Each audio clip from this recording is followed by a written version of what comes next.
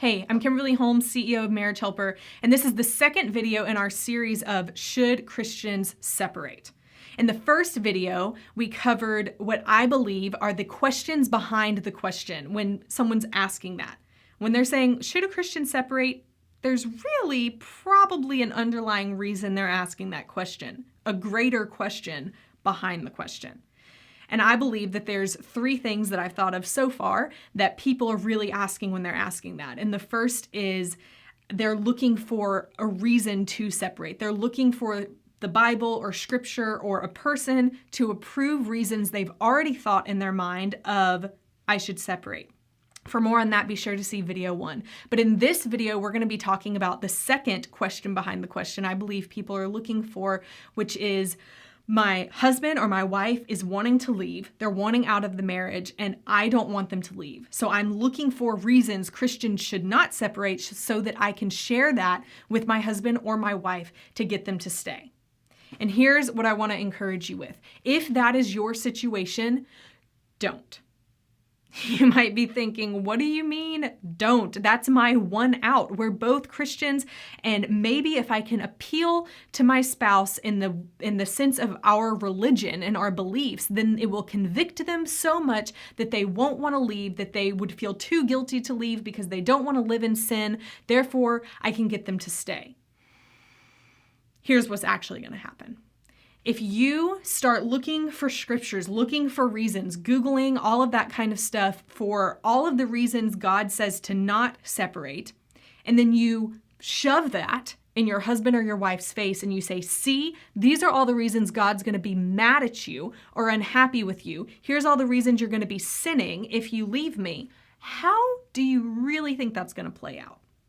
Do you think that all of a sudden they're going to look at this information and they're going to say, you know what, you're right.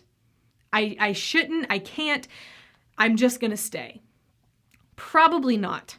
More than anything, they're probably going to look at that and say, I feel like you're even trying to pressure me more. Therefore, this is just more reason for me to leave.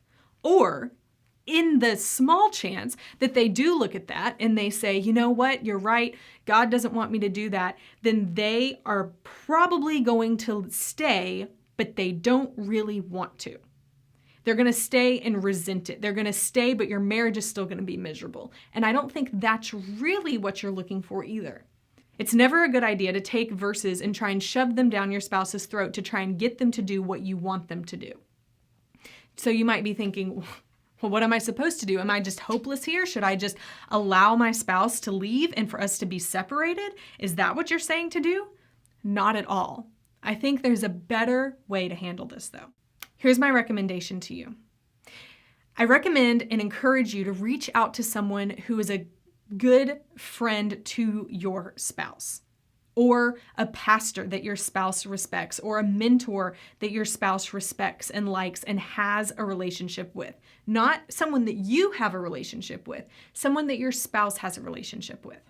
And here's where it can get kind of difficult, because you want to make sure that you don't share too much about your situation so that your spouse gets angry with the fact that you're talking about your marriage and the separation and all of the things going on that they believe are private.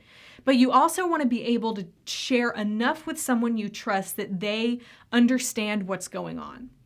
So here's what that might look like. I had a friend, and this was their situation. He had his wife left and was wanting to separate, and he did not want that to happen. So he reached out to my husband, actually, because my husband was a trusted mentor and friend to him. But my husband did not have a relationship with his wife. I did. I was best friends with his wife, actually. We had lived together in the same area when we were traveling around the world with my husband in the military. Every place we were stationed together a lot of places as well. And so when he reached out to my husband and said, here's what's going on, I don't want her to leave, I don't want us to separate, what can I do? Will you reach out to her? The answer from my husband was no, I'm not going to reach out to her because I don't have any influence over her. I don't have any positive influence. I don't have a relationship with her really. I want your marriage to be saved, but I don't think I'm the right person. So instead, he contacted me and he said, would you mind reaching out to her, seeing how she's doing? But me, since I am in this industry and I understand it, I knew that even though he had told me things about her and about their relationship, I knew that I shouldn't just go to her and say, here's everything that your husband told me, so let's talk about it. That was going to turn her off.